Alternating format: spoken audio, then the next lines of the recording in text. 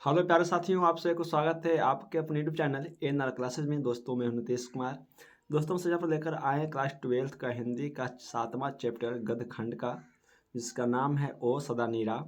दोस्तों हम सब इस वीडियो में 7वां चैप्टर से जितने भी एजुकेटिव सवाल बनते हैं दोस्तों, वो हम सभी सवाल देंगे। और हम इससे पहले काव्य खंड का पूरा और गद्य खंड का 6 चैप्टर तक दोस्तों हम सबको सवाल दे चुके हैं। ठीक है, ये सवाल 7 है, चैप्टर 7 है, जिसका नाम है ओ सदनीरा। दोस्तों हमसे यहाँ पर लेकर आए हैं 60 से 17 सवाल, हम जिसको इस वीडियो में कवर करने वाले हैं दोस्तों। और ये पूरा जो बैच हम आपको दे रहे हैं, ये दोस्तों पूरा बैच 2025 के बच्चों के लिए। ठीक है दोस्तों, तो आप वीडियो के अंदर बने रहिए और एक एक सवाल को ध्यानपूर्वक से देखिए दोस्तों, और मित्रों को जरूर शेयर करेंगे। ठीक है, चलिए सवाल शुरू करते हैं। सवाल नंबर 1 है कि इनमें से कौन सी रचना जगदीश चंद्र माथुर की है।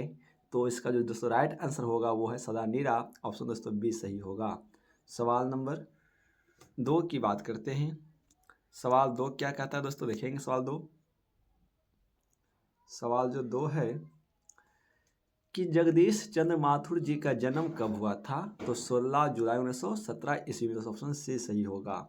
सवाल 3 है जगदीश चंद्र माथुर जी को किन पुरस्कारों से सम्मानित किया गया था।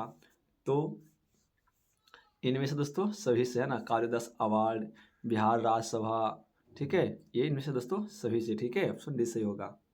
सवाल 4 की बात करते हैं। सवाल 4 है कि जगदीश चंद्र माथुर को किस उपाधि से विभूषित किया गया था। तो विद्या वारिधि से। ऑप्शन दोस्तों ए सही है।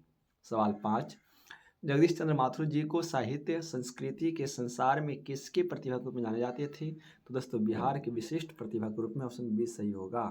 सवाल नंबर 6 की बात करेंगे कि श्री माथुर जी में लिखना कब शुरू किया, है ना। श्री माथुर जी ने लिखना कब शुरू किया दोस्तों। तो चौथे दशक में। ऑप्शन ए सही है। सवाल 7 है कि श्री माथुर जी ने मनस्वी लेखक के रूप में अपनी पहचान कब बनाई। तो नेहरू युग में। ठीक, ऑप्शन दोस्तों भी सही होगा। सवाल 8 है।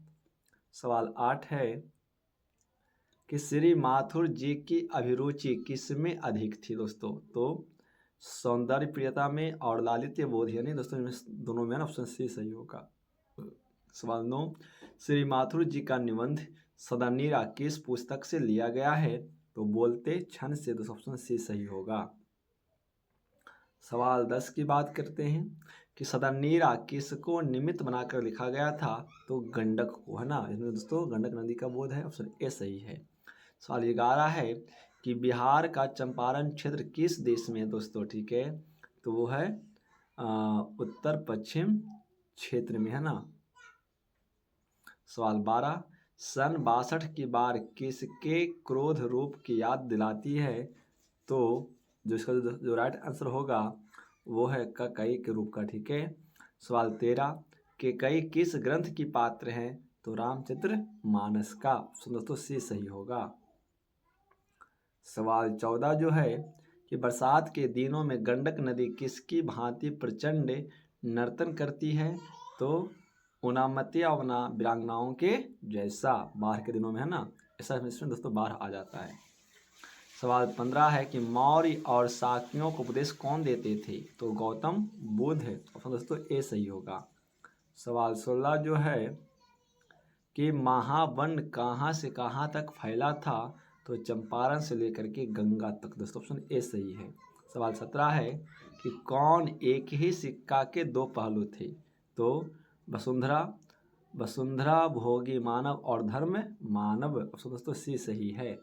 सवाल 18 की बात करते हैं कि बिहार में 12वीं सदी से लगभग 300 वर्षों तक किस वंश का राज था। तो कर्नाट वंश का। ऑप्शन दोस्तों डी सही है। सवाल 19 कर्नाट वंश के राजा हरिसिंह देव को 1325 ईस्वी में किसका सामना करना पड़ा था। तो गयासुद्दीन तुगलक का दोस्तों, है ना जी। ऑप्शन ए सही है। सवाल 20 की बात करते हैं। सवाल 20 है कि गयासुद्दीन तुगलक आक्रमणकारी था दोस्तों। तो एक मुस्लिम है ना आक्रमणकारी था। ऑप्शन बी सही है। सवाल 21 है कि हरि सिंह देव भागकर कहाँ गए थे दोस्तों, तो ये नेपाल चले गए थे यहाँ से भाग करके। ऑप्शन बी सही होगा। सवाल 22 की बात करते हैं। सवाल 22 है कि 18वीं शताब्दी के अंत में कौन सी जाति यहाँ आकर बसी थी, तो थारू और घांघर जाति दोस्तों। ऑप्शन ए सही होगा। सवाल 23 है कि थारू शब्द का थार कहाँ से निकला है, तो राजस्थान से। ऑप्शन दोस्तों ए सही होगा। सवाल 24 की बात करते हैं। सवाल 24 है कि 18वीं शताब्दी में नील की खेती के सिलसिले में किसे लाया गया था, तो दोस्तों है ना गौडंग को लाया गया था। ऑप्शन ए सही होगा। सवाल 25 की बात करते हैं कि धागर शब्द का अर्थ किस भाषा में दोस्तों, तो ओराव भाषा में। किस भाषा में जी, ओराव भाषा में। ऑप्शन दोस्तों सी सही होगा। सवाल 26 की बात करेंगे कि धागर है ना घाघर शब्द का अर्थ क्या होता है, तो भारे का मजदूर। ऑप्शन सी सही है। सवाल 27 भुइया लोग किस वर्ग के अंग हैं, तो वो हैं मुसहर लोग, है ना।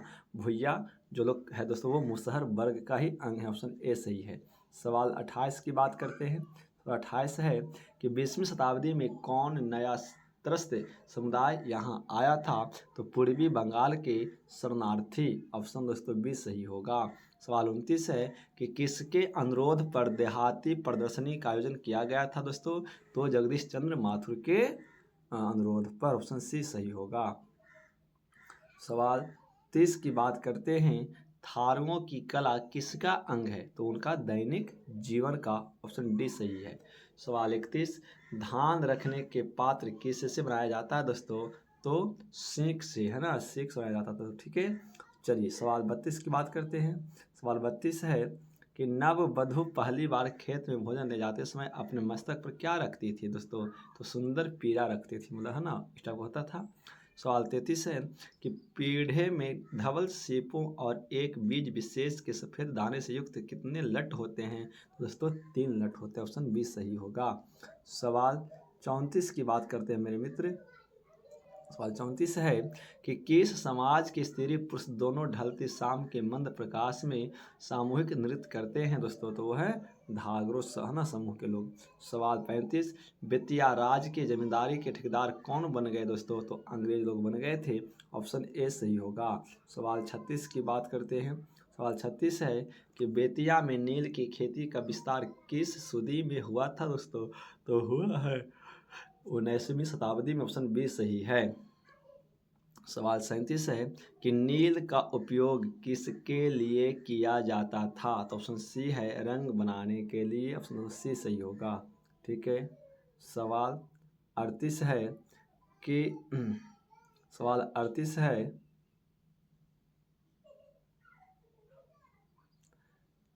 कि नील की मांग किन देशों में अधिक थी दोस्तों, पश्चिम देशों में। ऑप्शन डी सही होगा। सवाल 39 है कि अंग्रेजों की भव्य कोठियाँ कहाँ खड़ी हो गई थी दोस्तों, तो ठेठ देहात में। ऑप्शन ए सही होगा। सवाल 40 की बात करते हैं।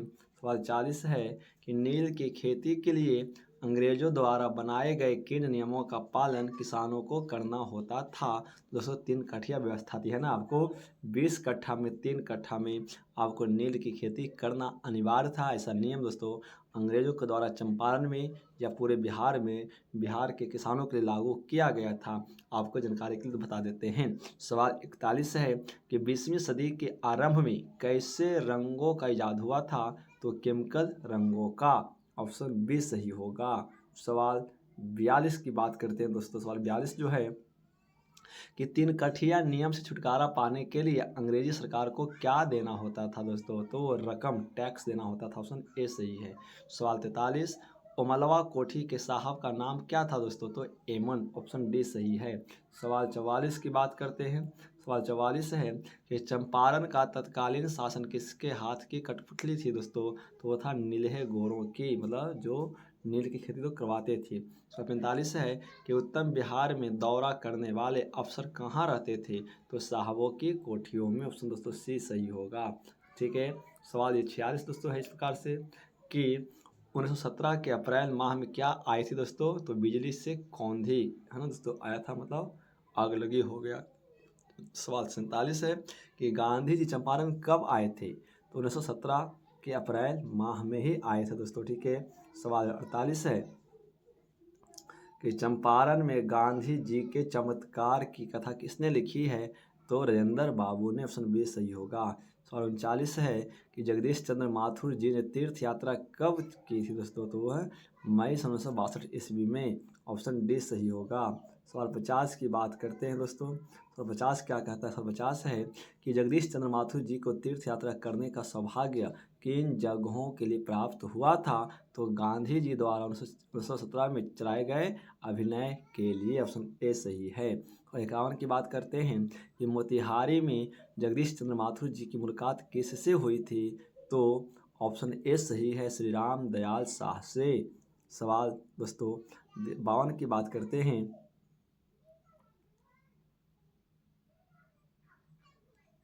सवाल 52 की बात करते हैं कि गांधी जी के रहने का प्रबंध किसके हाथों हुआ था? तो रामदयाल शाह के हाथों। सवाल 53 दोस्तों कि गांधी जी मुजफ्फरपुर से मोतिहारी किसके साथ गए थे? तो हरवंश सहाय के साथ में। ऑप्शन दोस्तों ए सही होगा। सवाल 54 की बात करते हैं कि रामनवमी प्रसाद से माथुर जी कहाँ मिले दोस्तों? तो लौटते समय मुजफ्फरपुर में ही मिले थे। सवाल 55 है कि किसके आग्रह पर गांधी जी ने चंपारण जाना स्वीकार किया था? तो ऑप्शन दोस्तों बी सही है, राजकुमार शुक्ल के द्वारा, है ना।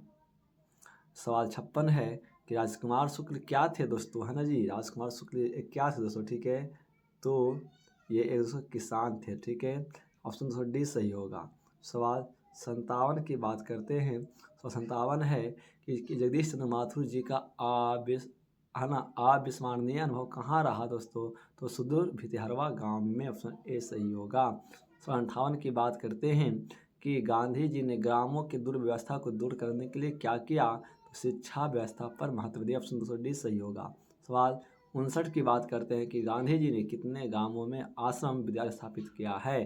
तो दोस्तों 3 गांवों में। ऑप्शन ए सही होगा। सवाल 60 की बात करते हैं।